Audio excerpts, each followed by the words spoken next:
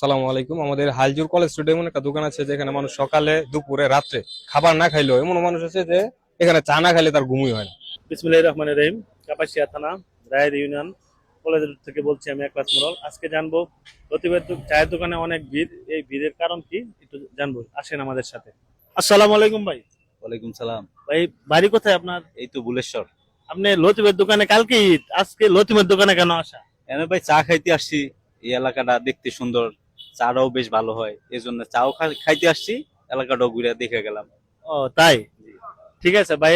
লতিফের দোকানে চা খাইতে আসছে, লতিফের দোকানের চা অনেক ভালো, এই কারণে লতিফের দোকানে চা খাওয়ার জন্য ঈদের আগের দিন কাজ থেকে এসে পড়েছে। হ্যালো ভাইজান, আপনার বাসা কোন জায়গায়? জি, আমার বাসা হচ্ছে তরগাঁও। তোরগাঁও।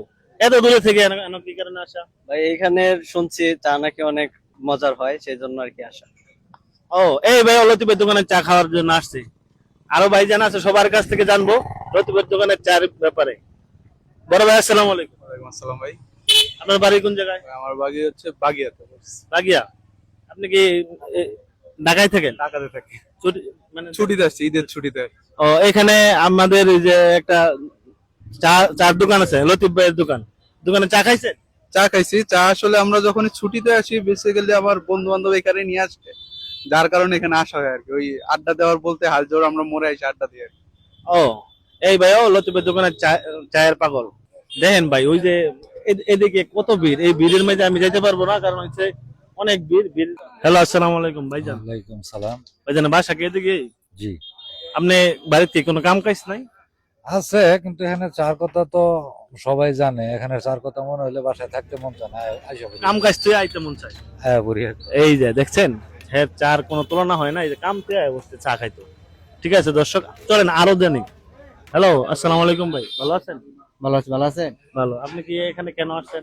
এখানে চা খুব সুন্দর হয় তো, চা খাইতে আসছি আমরা। ও এই কারণে? কি কারণে?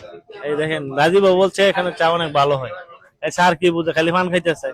ঠিক আছে, এই যে দেখেন কিছু ছোট ছোট বাচ্চা বলানো আসছে, তারা কেন আসছে জিজ্ঞেস করি। তোমরা লতিফের দোকানে কেন আসছো? আমরা লতিফ ভাইয়ের দোকানে চা খেতে আসছি। আমরা লতিফ ভাইয়ের দোকানে চা খেতে আসছি। তুমিও? জি।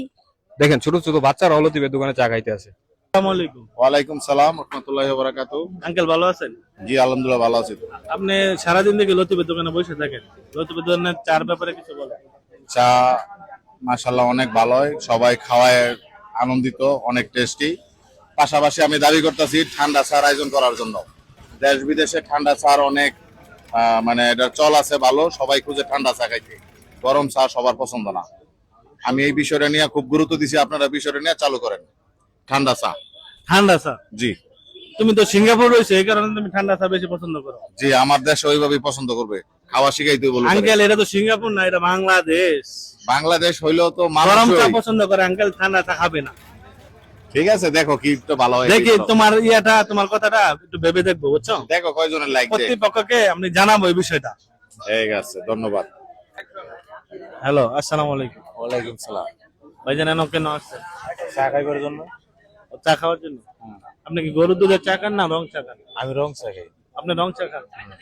চাইলে আর কি বলবো, আপনি তো গরুর দুধের চা টেস্ট বুঝবেন না। আপনি অর্ডার দিন। আমি অর্ডার দিলে সে গরুর দুধের চা খাবো। আপনি যদি আগে খাইয়া অভ্যস্ত থাকেন তাহলে আমার কথা বললে ফ্রি চা দিবে, ঠিক আছে? তাই নাকি? হ্যাঁ।